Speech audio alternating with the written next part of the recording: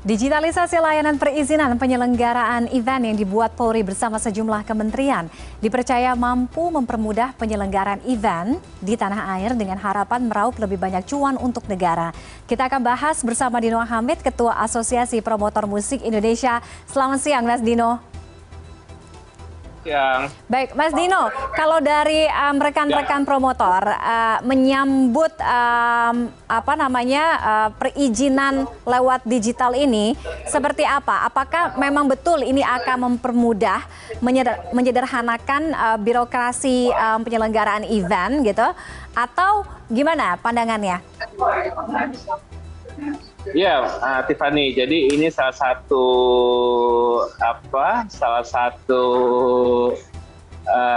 solusi yang sangat luar biasa buat kami, karena menurut kami perizinan itu dalam konteks proses pelaksanaan itu di proses hilir. Jadi acara itu tidak akan berlangsung kalau tidak ada izin. Gitu. Jadi dengan adanya perizinan melalui OSS atau pintu digital ini pasti akan memudahkan kita semua untuk menjalankan sebuah event, pertunjukan, konser maupun festival di Indonesia. Oke, kalau beberapa waktu lalu Presiden Jokowi sendiri mengiyakan bahwa selama ini perizinan konser, event yang ada di Indonesia itu ruwet alias ribet gitu. Ini juga dirasakan oleh Mas Dino dan juga rekan-rekan promotor. Seruwet apa itu sebenarnya? Ya, jadi sebenarnya kalau bicara ruwet atau enggak itu bicara budaya sih, Mbak. Jadi kita bisa lihat budaya konvensional sama budaya digital. Jadi kalau budaya konvensional itu kan banyak proses yang secara teknikal itu harus kita lakukan. Contoh, misalnya kita harus izin dari mulai level bawah, level RT, level RW, kelurahan, Kapolsek, Kapolres gitu kan. Itu sebuah proses konvensional memang harus kita lakukan gitu kan. Nah, dengan dari proses digital ini semua bisa disimplify, bisa di-capture dengan sebuah data yang bisa di-compile secara valid dan secara timeline mempunyai posisi yang fix. Maka kita sebutannya ini dengan adanya satu pintu ini harapannya mempunyai fixed timeline dan fixed cost, which is selama ini yang kita belum dapatkan. Oke.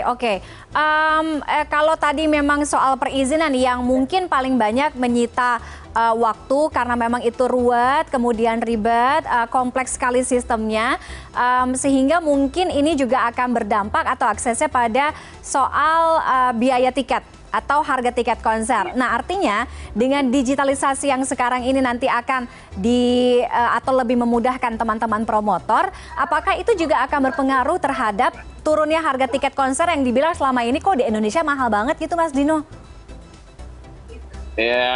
Ya itu variabelnya banyak sih, Mbak. Kalau bicara tiket konser mahal itu variabelnya banyak dan level rasionya itu sudah benar diukur, nggak cuma bicara konteks perizinan. Jadi banyak faktor juga ya kan, bicara konteks produksi, konteks artisnya, musisinya ya kan. Tapi memang konteks perizinan selama ini memang yang belum secara cost itu maupun secara timeline itu tidak mempunyai standar gitu. Jadi standarisasi itulah yang menurut kami nantinya akan mempermudah dalam proses pelaksanaannya, which is kalau mempermudah itu secara cost pasti akan jauh lebih efisien. Seperti itu, Mbak. Oke, maksudnya kalau selama ini tuh agak standar yang nggak ada gitu ya, Mas Dino, itu jadi penentuannya gimana tuh maksudnya selama ini sebelum-sebelumnya? Ya, jadi satu bicara waktu ya, bicara waktu kita karena bicara konvensional itu butuh waktu untuk masuk ke beberapa pintu, ya kan? Butuh waktu untuk mendapatkan surat rekomendasi, ya kan?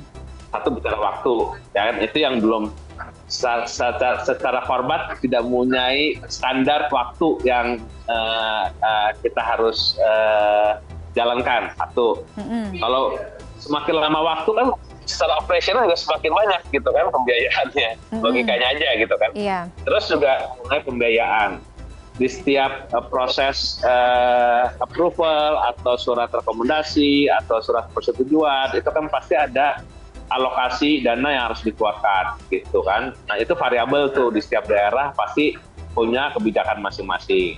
Nah kan, nah itu pun berarti secara cost juga tidak bisa kita buat fixed cost dalam konteks pembiayaan di awal gitu. Jadi ya harapannya balik lagi dengan adanya perizinan digital ini yang bisa memvalidasi secara sistem, itu semua bisa dibuat secara fix. Itu pastinya akan memudahkan kami dalam konteks pelaksanaan maupun dalam konteks pembiayaan. Oke, jadi kalau misalkan di luar sana kan kalau di medsos banyak yang nanya, berarti nanti tiket konser lebih murah, artinya belum tentu juga ya bisa memangkas harga tiket konser signifikan itu turunnya. Logikanya sangat mungkin kan Mbak, selama memang biaya tersebut jadi komponen yang cukup besar selama ini di alokasi budgeting kita gitu. Oke. Mas Dino, kemarin itu kan juga diminta ya nanti ke depannya dengan adanya perizinan lewat digital ini, sistem yang baru ini, tapi teman-teman promotor jangan mepet-mepet kalau ngajuin izin gitu. Ya kan, walaupun izinnya katanya akan keluar 7-14 hari lah maksimal, tapi intinya untuk proses perizinan itu jangan terlalu mepet, bisa 6 bulan sampai dengan 12 bulan. Nah, manajemen perencanaan event atau sebuah event, taruhlah untuk misalkan untuk artis-artis internasional, itu gimana sih Mas selama ini?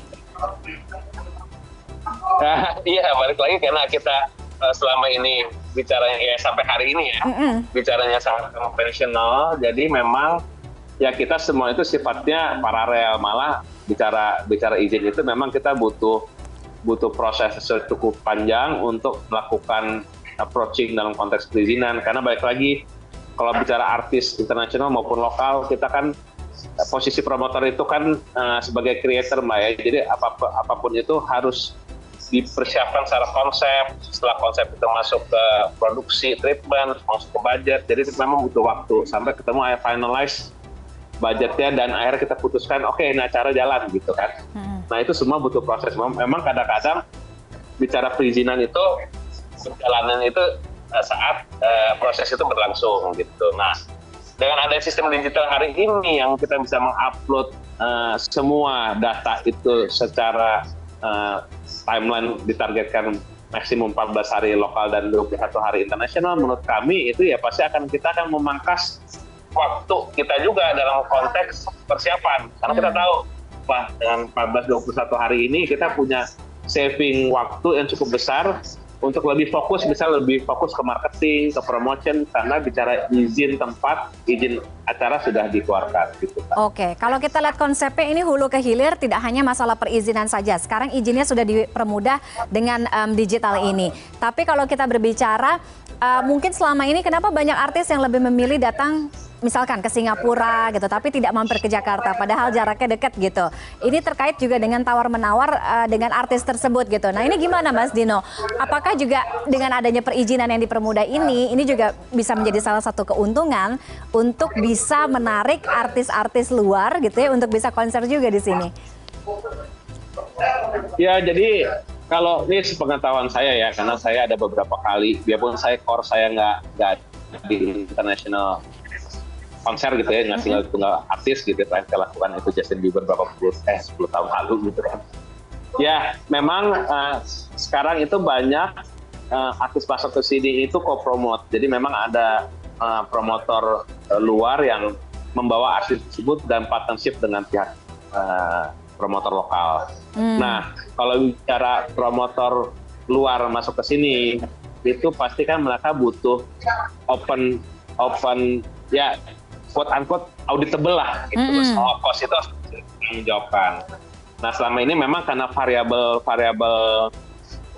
cost dalam konteks perizinan itu berbeda-beda di setiap daerah, di setiap tempat, itu memang membuat agak kesulitan dalam konteks memvalidasi budget tersebut.